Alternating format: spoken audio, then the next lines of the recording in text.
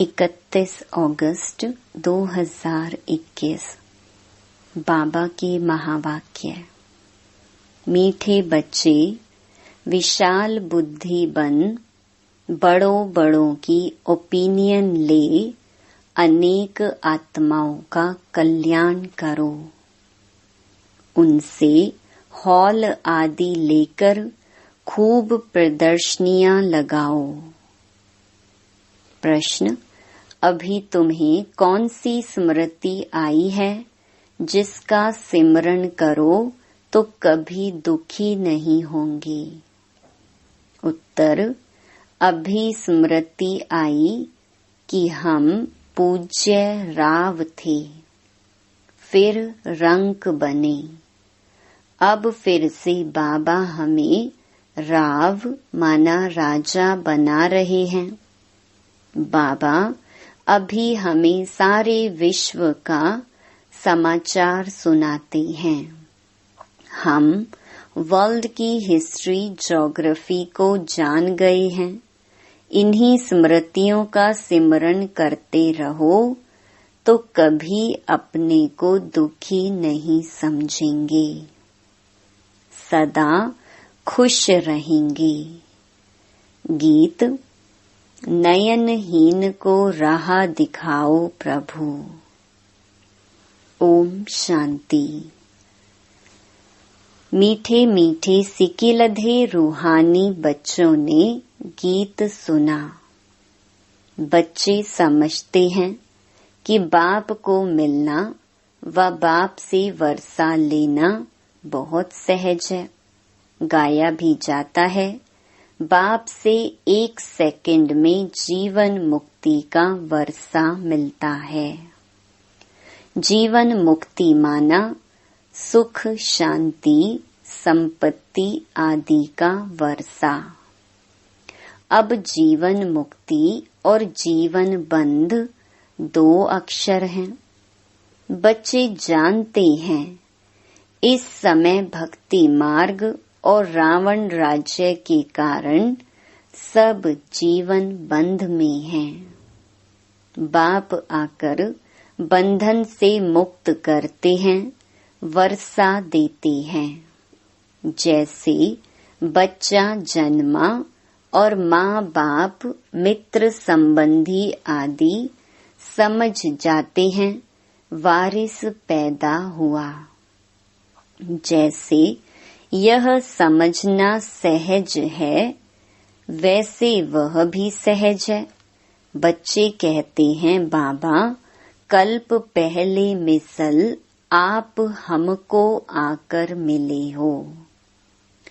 आप से ही सहज वर्षा पाने का रास्ता मिला है।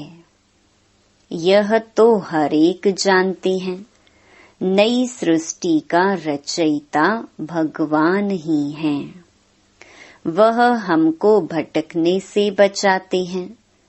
कल भक्ति करते थे, आज बाप से सहज ज्ञान और राजयोग का रास्ता मिला है।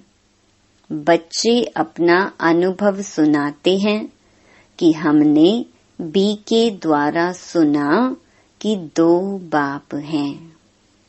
यह सिवाय तुम्हारे और कोई मुख से कह न सके कि 2 बाप हैं। तुम्हारी हर एक बात वंडरफुल है। अभी स्मृति में आता है, जो यहाँ के होंगे उनको झट स्मृति में आ जाएगा। हाँ, स्मृति में आए हुए को भी माया कोई समय जोर से थप्पड़ लगाए विस्मृत कर देती है। इसमें बच्चों को बड़ा खबरदार रहना है। स्मृति तो बाप ने दिलाई है, पवित्रता का कंगन भी पूरा बांधना है। रक्षा बंधन का रहस्य क्या है, सो तो अभी तुम जानते हो। किसने यह प्रतिज्ञा कराई है? काम तो महाशत्रु है। बाप कहते हैं, मेरे साथ प्रतिज्ञा करो कि कभी भी पतित नहीं बनूंगा और मुझे याद करते रहो तो आधा कल्प के पाप जलकर खत्म हो जाएंगे। बाप गारंटी करते हैं, परंतु यह तो बच्चे समझते भी हैं। बाप गारंटी करते, यह तो बात ठीक है ना। सोनार गारंटी भी क्या करेंगे कि हम पुराने जेवर को नया बनाएंगे। उनका तो यह काम ही है। आग में डालने से जरूर वह सच्चा सोना बन ही जाएगा। तो बाप समझाते हैं, आत्मा में भी खाद पड़ी है। कैसे सतो रजो तमो में आते हैं, यह बहुत सहज है। चित्र भी इसीलिए बनाए हैं कि इस पर सहज समझा सके। यूनिवर्सिटी, कॉलेजेस आदि में भी नक्शे होते हैं ना, अनेक प्रकार के। तुम्हारे भी यह नक्शे हैं। तुम अच्छी रीति किसको समझा सकते हो? ज्ञान सागर पतित पावन बाप ही आकर यह रास्ता बताते हैं। और कोई पतित को पावन बना न सके। नयनहीन दुखी मनुष्य हैं। तुम बच्चे जानते हो, पहले 2 युगों में दुख होता नहीं, ना भक्ति होती है। वह है ही स्वर्ग। भारत के इस समय के मनुष्यों का और भारत के प्राचीन मनुष्यों का कॉन्ट्रास्ट है ना। परंतु यह और कोई समझते नहीं। कितनी पूजा चलती है, जितना जितना जो साहूकार होते हैं उतना देवी देवताओं को अच्छे जेवर पहनाते हैं। बाबा खुद अनुभवी है। बॉम्बे में लक्ष्मी नारायण का जो मंदिर है, उनके ट्रस्टी ने लक्ष्मी नारायण के लिए हीरों का हार बनवाया था। बाबा को उस ट्रस्टी का नाम भी याद है। पहले शिव बाबा का मंदिर बनाया तो उनको बहुत सजाया। फिर देवताओं का बनाया तो लक्ष्मी नारायण आदि को भी कितने जेवर पहनाए। उस समय कितना धन होगा। मोहम्मद गजनवी कितने ऊंट भरकर ले गए। भारत में कितना अथाह धन था। अभी तुम यथार्थ रीति समझते हो। हमारा भारत क्या था। हमारे भारत में कुबेर का खजाना था। हीरे जवाहरों के मंदिर बनाते थे। अभी वह चीजें हैं नहीं। सब लूट कर ले गए। अभी तो क्या हाल हुआ है।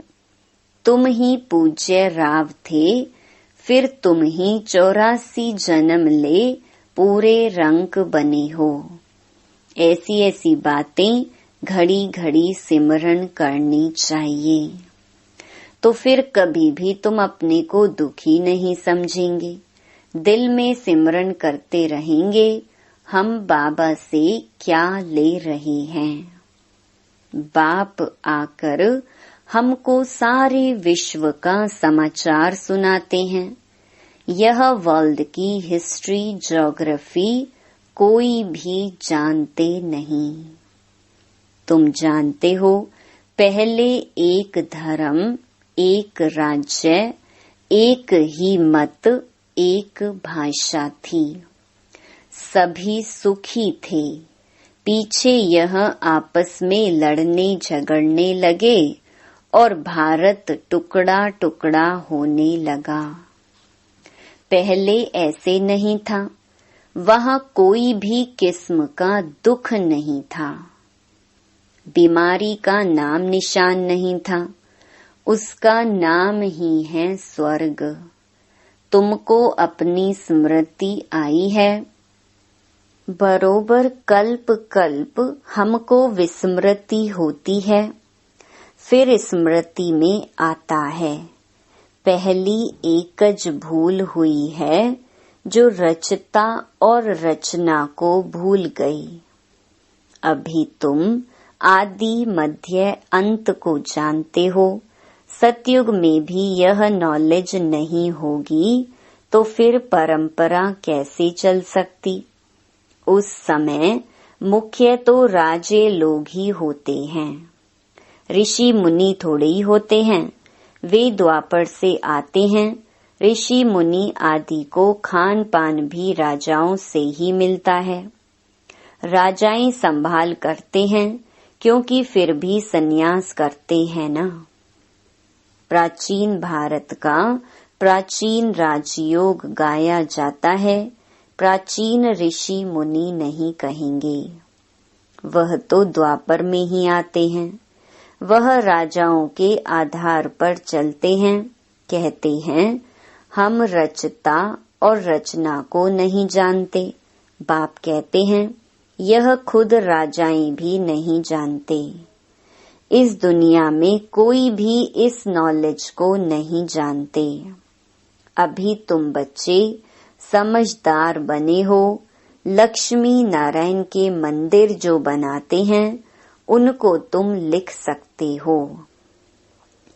इतने लाखों रुपये खर्च कर मंदिर बनाया है, परंतु उनकी जीवन कहानी का आपको पता है। इन्होंने राज्य कैसे पाया, फिर कहाँ चले गए, अभी कहाँ हैं, हम आपको सब राज बता सकते हैं। ऐसा उन्हों को लिख सकते हो। तुम बच्चे तो हरेक की जीवन कहानी को जान चुके हो, तो क्यों नहीं लिखना चाहिए। हमको टाइम दो तो हम एक एक की जीवन कहानी बताएंगे। शिव के मंदिर जो बनाते हैं उनको भी तुम लिख सकते हो। बनारस में शिव का मंदिर कितना बड़ा है, वहाँ भी ट्रस्टी लोग होंगे। कोशिश करनी चाहिए बड़ों बड़ों को समझाएं। बड़े आदमी समझ गए तो उनका आवाज बहुत होता है। गरीब लोग झट सुन लेते हैं। मदद बड़ों की लेनी है। ओपिनियन भी बड़ों बड़ों की लिखवानी है, क्योंकि उन्हों का आवाज भी मदद करता है। वास्तव में वह इतना आवाज करते नहीं हैं जितना होना चाहिए। तुम प्रेसिडेंट को भी समझाते हो, अच्छा अच्छा भी कहते हैं। चीफ मिनिस्टर, गवर्नर आदि ओपनिंग करते हैं, लिखते हैं यह बीके तो बहुत अच्छा सहज रास्ता ईश्वर से मिलने का बताते हैं। परंतु ईश्वर क्या चीज है यह कुछ भी नहीं समझते। सिर्फ उस समय कहते हैं रास्ता बड़ा अच्छा है, शांति मिलने का मार्ग अच्छा है, परंतु खुद नहीं समझते हैं। बाबा बड़ों बड़ों को समझाने के लिए भी कहते हैं। बड़े बड़े मनुष्यों से बड़े बड़े जो नामी ग्रामी हॉल हैं वह ले लो। बोलो हम सब मनुष्यों के कल्याण लिए यह प्रदर्शनी हमेशा के लिए रखना चाहते हैं। सिर्फ एडवर्टाइज करनी है। ऐसे 50 या 100 हॉल लेने चाहिए। भारत तो बहुत बड़ा है ना। एक एक शहर में 10-12 हॉल लो। अखबार में पढ़ जाए इतने हॉलों में प्रदर्शनी हो रही है। जिनको समझना है वह आकर समझें तो कितने का कल्याण हो जाएगा। बच्चों को बड़ा विशाल बुद्धि बनना चाहिए। सर्विस बच्चों को करनी चाहिए ना। बाप सब बच्चों को कहते हैं प्रदर्शनियां बहुत जोर शोर से करो। बाबा तैयारी करा रहे हैं। बच्चों को कोशिश करनी चाहिए, ये सब समझने की बातें हैं। भगवान आते हैं, प्रजापिता ब्रह्मा द्वारा रचना रचते हैं प्रजा की, तो जरूर कितने ब्राह्मण रचे होंगे। अब फिर रच रहे हैं, कितने ब्राह्मण ब्राह्मणियां हैं। बाबा यह ब्राह्मण धर्म रचते हैं संगम पर। तुम प्रैक्टिकल में देख रहे हो और समझ रहे हो। यह बातें कोई शास्त्रों में नहीं हैं। तुम बच्चे समझते हो। बाबा आते ही तब हैं जब पतित दुनिया को पावन बनना होता है। यह भी जानते हैं परमात्मा प्रजापिता ब्रह्मा द्वारा ही रचना रचते हैं, परंतु कब रचते हैं यह नहीं समझते। वह समझते हैं कोई नई रचना रचते होंगे। ब्रह्मा को तो सूक्ष्म वतन में समझते हैं। अभी तुम समझते हो प्रजापिता ब्रह्मा तो यहाँ है। तुम सूक्ष्म वतन में जाते हो, पवित्र बन फिर फरिश्ते बन जाते हो, साक्षात्कार करते हैं। बच्चे आकर सुनाते हैं, वहाँ मूवी चलती है, वह है ही मूवी वर्ल्ड। तुमने मूवी बाइस्कोप भी देखा था। अभी प्रैक्टिकल सब बातों को तुम जान चुके हो। मूल वतन है साइलेंस वर्ल्ड। वहाँ आत्माएं रहती हैं। सूक्ष्म वतन में सूक्ष्म शरीर भी है, तो जरूर कुछ भाषा भी होगी। तुम बच्चों की बुद्धि में है, हम आत्माओं का स्थान शांति धाम है। फिर है सूक्ष्म वतन। वहाँ ब्रह्मा विष्णु शंकर रहते हैं, और यह है कलयुग और सतयुग का संगम। यहाँ बाप आते हैं, यहाँ से तुम ब्राह्मण जाते हो। पियर घर और ससुर घर है ना, यहाँ दोनों तुम्हारे पियर हैं। बाप दादा दोनों मेहनत करते हैं बच्चों को गुल फूल बनाने। मुसलमान भी कहते हैं गार्डन ऑफ अल्लाह। कराची में एक पठान था, वह सामने खड़ा होता था, देखते देखते गिर पड़ता था। पूछा जाता था तो कहता था हम खुदा के बगीचे में गया, खुदा ने फूल दिया। अब उनको ज्ञान तो था नहीं। अभी तुम समझते हो बगीचा किसको कहा जाता है। यह है कांटों का जंगल और वह है फूलों का बगीचा। तुम्हारी बुद्धि में सारा राज है। सतयुग क्या है, कलयुग क्या है। तुमको बहुत खुशी होनी चाहिए। सारा चक्र तुम्हारी बुद्धि में है। विस्तार तो इनका बहुत है। तुम्हारी बुद्धि में कितना शॉर्ट में बैठा हुआ है। तुम बच्चों ने रचता बाप द्वारा रचता और रचना को जाना है। ब्रह्मा को रचता नहीं कहेंगे, रचता एक है। बलिहारी भी एक की है। पहले पहले रचना ब्रह्मा की है, फिर कहेंगे कृष्ण की। ब्रह्मा तो है, ब्राह्मण भी जरूर चाहिए। पांडवों को ब्राह्मण नहीं समझेंगे, ब्रह्मा द्वारा ब्राह्मण चाहिए। यह है रूहानी यज्ञ। इसको स्पिरिचुअल नॉलेज कहा जाता है। रूह को वही बाप ज्ञान देंगे। तुम जानते हो हमको मनुष्य नहीं पढ़ाते हैं, सभी आत्माओं को बाप पढ़ाते हैं। कहते भी हैं ब्रह्मा द्वारा स्थापना। कृष्ण थोड़े ही कहेंगे, वह तो हो भी ना सके। ब्रह्मा द्वारा स्थापना कौन कराते हैं? क्या कृष्ण? नहीं, परम पिता परमात्मा विष्णु द्वारा पालना। ब्रह्मा और विष्णु का कितना पार्ट है? ब्रह्मा मुख वंशावली ही फिर जाकर विष्णुपुरी के देवता बनते हैं। ब्रह्मा सो विष्णु, विष्णु सो ब्रह्मा। यह भी बच्चों को समझाया है। ब्रह्मा सो विष्णु बनने में 1 सेकंड, विष्णु सो ब्रह्मा बनने में 84 जन्म। कितनी वंडरफुल बातें हैं, कोई भी समझ ना सके। यह है बेहद की बातें। बेहद के बाप से बेहद की पढ़ाई पढ़ बेहद का राज्य लेना है। सृष्टि चक्र को जानना है। आत्मा ही जानती है शरीर द्वारा।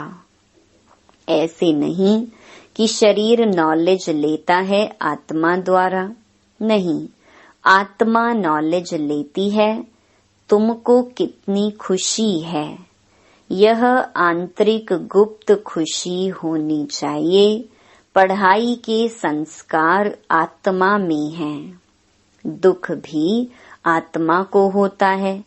कहते हैं हमारी आत्मा को दुखी मत करो।